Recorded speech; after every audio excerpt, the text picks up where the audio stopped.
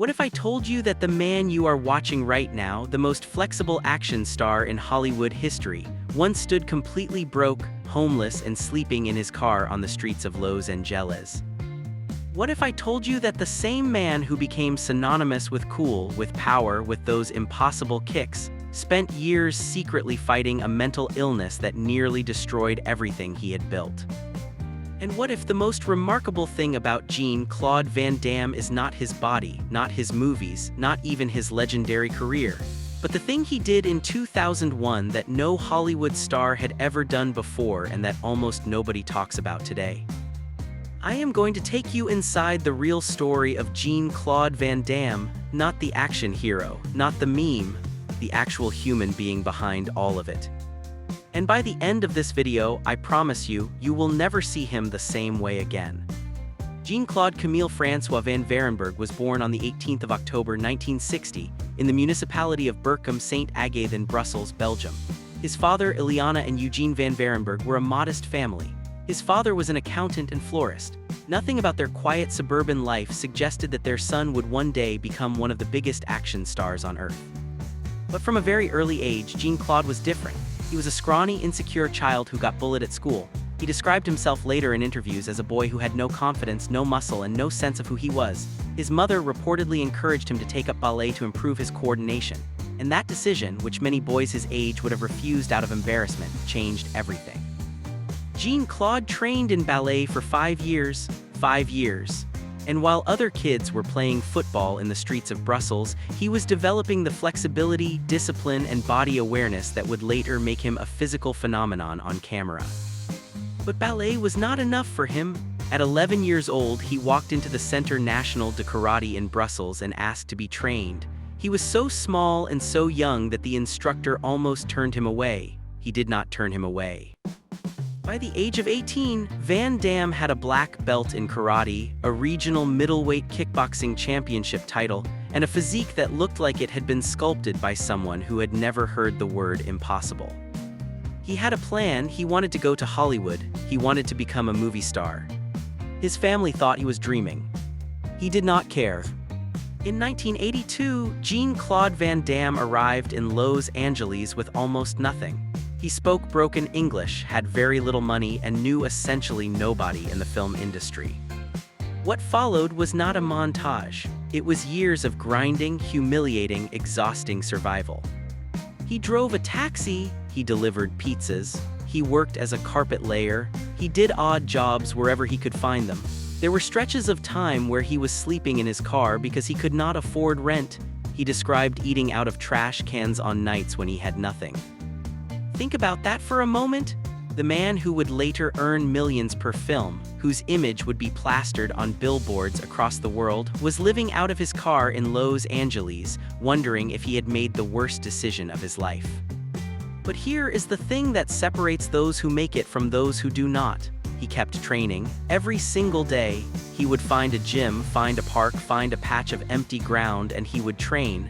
He was building something even when no one was watching.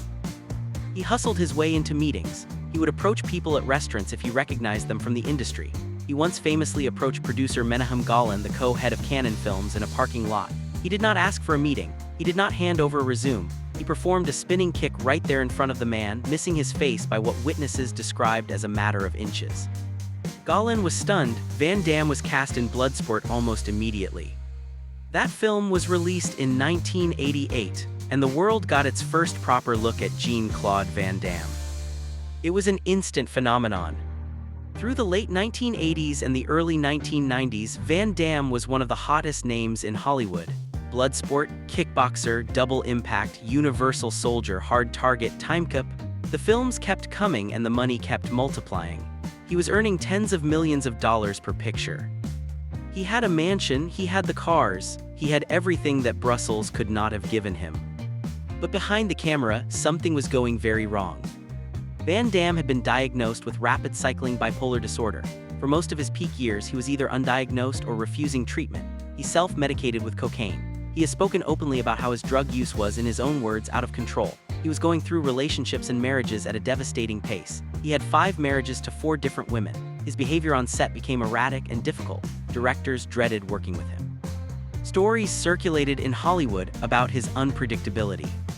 And all of this was happening while he was still making movies, still smiling on talk shows, still doing the splits and the kicks that made audiences cheer.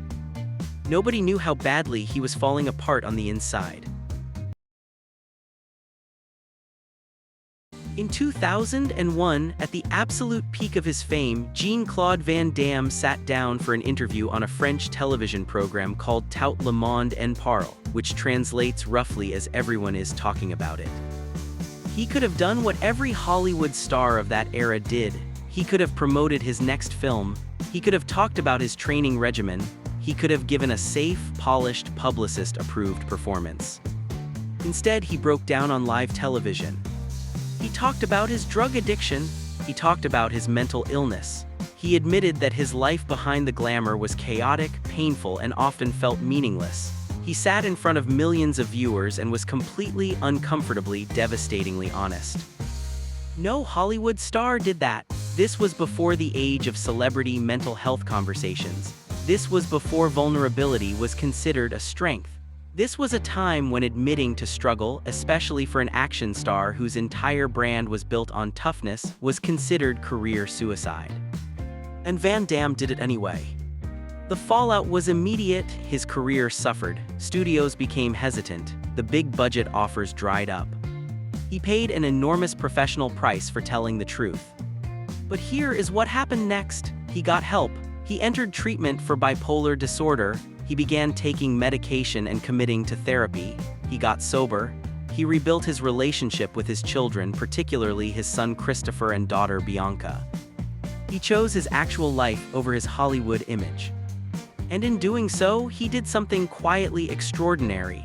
He became one of the first major male action stars in history to publicly discuss mental illness. There have been media reports about you battling a drug addiction as early as a year ago.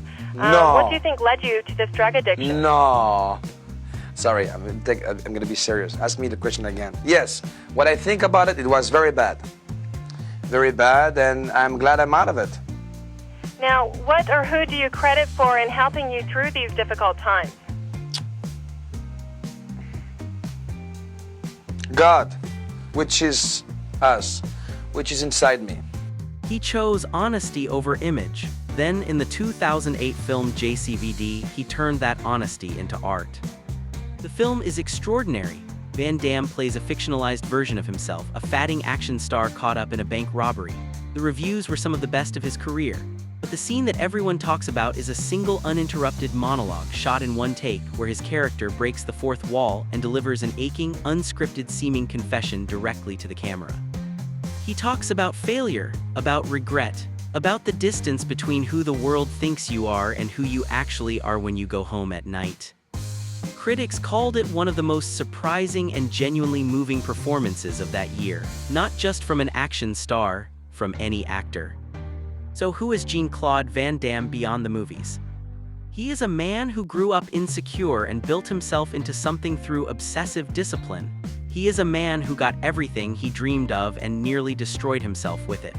He is a man who stood up in front of the world and said, "I am struggling," before the culture gave people permission to say that. He is a man who, by his own account, at 65 years old, trains every single day, not to make movies, not for fame. He is a father who, by his children's accounts, worked hard to repair relationships that his chaos had damaged. His son Christopher followed him into action films. That relationship required rebuilding.